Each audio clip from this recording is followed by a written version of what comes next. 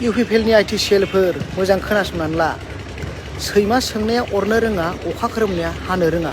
थिग बेबादिनो नोंसोरो 5 बोसोर सैमा फाग्लानि रोनावनाय बायदि रोनावबाय थाब्लाबो जेबो खामानियाव होनाय नङा।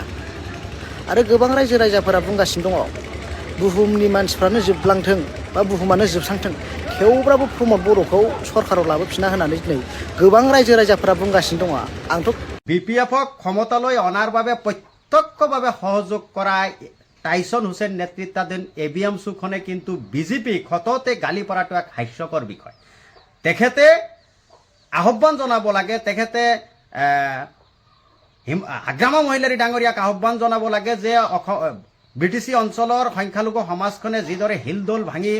তেখেতক ক্ষমতালৈ আনিলে আৰু এবিএমছু নামৰ ছাত্ৰ সংগঠনটোৱে যিদৰে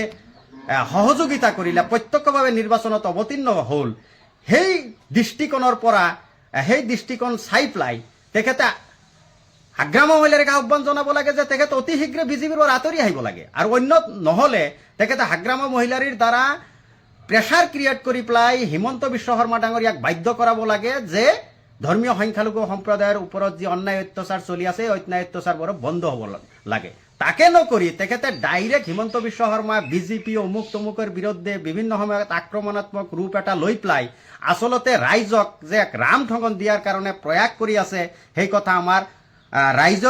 ৰাইজকে আদি কৰি আমাৰ দৃষ্টিগোচৰ হৈছে। তেখেত যদি বিজেপি আৰু বিপিএফৰ বহতীয়া নহয়, বিজেপিৰ লগত তেখেতৰ যদি কোনো ধৰণৰ যোগসূত্ৰ নাই, তেন্তে মই আজিৰ ইয়াৰ জৰিয়তে প্ৰত্যাহ্বান জনাইছো যে তেখেতে ৰাজহুৱাকে ক'ব লাগে যে হাগ্ৰামা মহিলাৰীয়ে বিজেপিৰ পৰা আঁতৰি আহিব লাগে আৰু তেখেতে বিজেপিৰ বিৰুদ্ধে আৰু সমান্তৰালভাৱে হাগ্ৰামা মহিলাৰী আঁতৰি নাহিলে হাগ্ৰামা মহিলাৰীৰ বিৰুদ্ধেও জনমত গঠন কৰাৰ এক পৰিৱেশ সৃষ্টি কৰিব লাগে। আজিৰ এই চাগতে মই প্ৰথমতে প্ৰত্যাহ্বান জনাইছো যে তেখেত ৰাজহুৱাভাৱে কওক যে হাগ্ৰামা মহিলাৰী বিজেপিৰ পৰা আঁতৰি আহিব লাগে আৰু হাগ্ৰামা মহিলাৰীৰ অক্সিজেনত যাতে হিমন্ত বিশ্ব শৰ্মা ডাঙৰীয়া আগন্তুক 26 চনৰ নিৰ্বাচনত জয়ী হ'ব নোৱাৰে, তাৰ কাৰণে ৰাইজক সজাগ হোৱাৰ বাবে তেখেতে আহ্বান জনাব লাগে।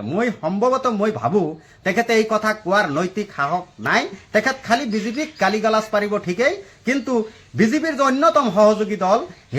হাগ্ৰামা মহিলাৰীক তেখেত পুনৰাই কেনেকে অধিক সংখ্যক আসন জিকাই পেলাই হিমন্ত বিশ্ব শৰ্মা ডাঙৰীয়াৰ লগত চৰকাৰ গঠন কৰিব পাৰে, তাৰ সহযোগিতাত কিন্তু সেই নেতাগৰাকী থাকিব। গতিকে আমি আমাৰ পৰা স্পষ্ট, আমি আহ্বান জনাইছো বিটিআৰ অঞ্চলত যি ৰাজনৈতিক শক্তি দুটা দল আছে, ইয়াত বিপিএফেই হওক বা ইউপিপিএলেই হওক, আজিৰ আমি আহ্বান জনাইছো যে ইউপিপিএলেও আজিৰ দিনত যিদৰে ধৰ্মীয় সংখ্যালঘু সম্প্ৰদায়ৰ ওপৰত হিমন্ত বিশ্ব শৰ্মা চৰকাৰখনে, বিজেপি চৰকাৰখনে যেনেকৈ কাল অমানিশা নমাই আনিছে বিভিন্ন ক্ষেত্ৰৰ জৰিয়তে, এচাৰৰ পৰা আৰম্ভ কৰি বিভিন্ন বক্তব্যৰ জৰিয়তে, কেতিয়াবা বাঘ হাজৰিকা, কেতিয়াবা আজান ফকীৰ, কেতিয়াবা এচাৰ ইত্যাদিৰ ওপৰত যি আক্ৰমণবোৰ তেখেতে সঘনাই কৰি আছে আৰু তেখেত বহু সময়ত স্পষ্টভাৱে কৈ আছে যে মিয়াসকলক আমি কষ্ট দিমেই, মিয়াসকলক অটো ৰিক্সা ভাড়াৰ পৰা আৰম্ভ কৰি এই কথা বতৰাবিলাকৰ পৰা আমি অধ্যয়ন কৰিব পেলাই আমি স্পষ্টকৈ আজিৰ দিনত বিটিচি অঞ্চলৰ যি ৰাজনৈতিক আঞ্চলিক শক্তি ইউপিপিএল দল, এই ইউপিপিএল দলক আহ্বান জনাইছো যে ধৰ্মীয় সংখ্যালঘু সমাজখনৰ লগত যি অন্যায় অত্যাচাৰ বিজেপি চৰকাৰখনে কৰি আছে, তাৰ বাবে প্ৰমোদ বড়ো ডাঙৰীয়া অতি শীঘ্ৰে এনডিএৰ পৰা আঁতৰি আহিব লাগে। আৰু সমান্তৰালভাৱে হাগ্ৰামা মহিলাৰী ডাঙৰীয়াক আহ্বান জনাইছো যে আপুনি 80শতাংশতকৈ বেছি ধৰ্মীয় সংখ্যালঘু সমাজৰ ভোট লৈ পেলাই বিটিচিৰ গাদী দখল কৰিছে আৰু আপোনাৰ সহযোগিতাত বিটিচিত বিজেপিৰ লগত চৰকাৰ চলি আছে, অসমত আপুনি মন্ত্ৰিত্ব লাভ কৰিছে, অনাগত দিনত 26ত আপুনি এনডিএৰ লগত চৰকাৰ গঠন কৰাৰ কাৰণে কুচকাৱাজ চলাই আছে। গতিকে আমি আহ্বান জনাইছো শেষবাৰৰ কাৰণে যে আপুনি যোৱা বিটিচি পৰিষদত 80শতাংশ সংখ্যালঘু ভোটাৰে যেনেকে হিলদোল ভাঙি আপোনাক ভোট দিলে, গতিকে আহ্বান জনাইছো সেই সংখ্যালঘু মানুহখিনিৰ মুখৰ পিনে চাই, সংখ্যালঘু ৰাইজৰ ন্যায় নিৰাপত্তাৰ পিনে চাই পেলাই আপুনি এনডিএৰ পৰা ওলাই আহিব লাগে। আৰু এই চাগত মই পুনৰবাৰ আকৌ এবাৰ আহ্বান জনাইছো এবিএমছুৰ সদৌ বিটিচি সংখ্যালঘু ছাত্ৰ সন্থাৰ সভাপতি টাইছন হুছেইন ডাঙৰীয়াক যে আপুনি মুকলিকৈ এবাৰ হাগ্ৰামা মহিলাৰীক আহ্বান জনাওক যে আপুনি এনডিএৰ পৰা ওলাই আহিব লাগে, অন্যথাই বিটিচি অঞ্চলৰ ৰাইজে আপোনাক শিক্ষা দিব, অনাগত দিনত আপোনাক বিটিচি অঞ্চলৰ ধৰ্মীয় সংখ্যালঘু সমাজে ভোট নিদিয়ে। এই প্ৰত্যাহ্বান মুকলিকে এবাৰ অন্ততঃপক্ষে টাইছন হুছেইন ডাঙৰীয়াক জনাবলৈ আহ্বান জনালো। মই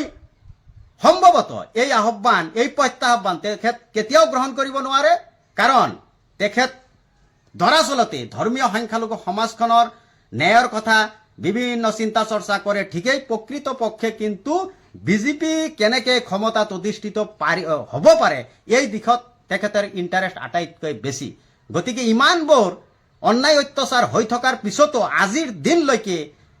টাইছন হুছেইন ডাঙৰীয়াৰ প্ৰত্যক্ষ উদ্যোগত যেনেদৰে BTCত হাগ্ৰামা মহিলাৰে ক্ষমতাত অধিষ্ঠিত হ'বলৈ সক্ষম হ'ল তাৰ পিছত বিজেপিৰ লগত মিত্ৰতা কৰাৰ পিছত এবাৰো আজিলৈকে কোৱাৰ সাহস হোৱা নাই যে এই কামক আমি বেয়া পাইছো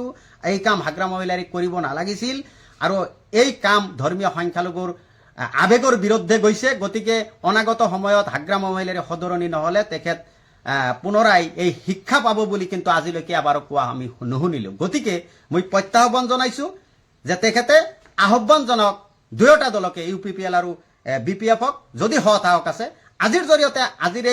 ইয়াৰ জৰিয়তে আমি আহ্বান জনাইছো যে UPPL আৰু BPF অনাগত দিনত NDAৰ পৰা আঁতৰি আহিব লাগে 2026 চনত যাতে মুছলমানৰ যি শত্ৰু এই শত্ৰু পক্ষক কোনো পক্ষই সহযোগিতা যাতে নকৰে তাৰ কাৰণে আমি আহ্বান জনাইছো আৰু যদি কৰে তেন্তে আমি স্পষ্ট বুজিবলৈ বাকি নাথাকিম যে বিজেপি হল ধৰ্মীয় সংখ্যালঘু সমাজৰ আটাইতকৈ শত্ৰু আৰু শত্ৰুক সহযোগিতা কৰা হাগ্ৰামাই হওক বা প্ৰমোদ বড়োই হওক সেই হাগ্ৰামা আৰু প্ৰমোদ বড়োক সহযোগিতা কৰা সকলে জাতিৰ আটাইতকৈ ডাঙৰ গাদ্দাৰ অসম তথা BTC অঞ্চলত সময়ে সময়ে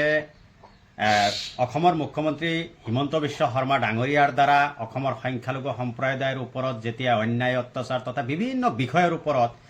যেতিয়া হিমন্ত বিশ্ব শৰ্মা ডাঙৰীয়াই অন্যায় অত্যাচাৰবোৰ কৰিবলৈ আৰম্ভ কৰে তেতিয়া আমি এটা কথা লক্ষ্য কৰিবলৈ পাইছো BTCৰ এটা ছাত্ৰ সংগঠন টাইছন হুছেইন নেতৃত্বাধীন ABMSUখনে প্ৰায়ে বিজেপিৰ বিৰুদ্ধে আক্ৰমণাত্মক ৰূপ এটা লোৱা আমি দেখিবলৈ পাওঁ যোৱা সময়ছোৱাত এছাৰৰ প্ৰসংগ লৈ তথা বিভিন্ন বিষয়ত তেখেতে বিজেপিৰ ওপৰত আক্ৰমণাত্মক ঠিকেই হয় কিন্তু দৰাচলতে যি বিজেপি আজিৰ দিনত BTCয়েই হওক বা অসমতেই হওক BPFৰ অক্সিজেনত বিজেপিৰ চৰকাৰখন চলি আছে তেনে এক পৰিৱেশত বা আগন্তুক দিনত 2026ৰ নিৰ্বাচনৰ পিছত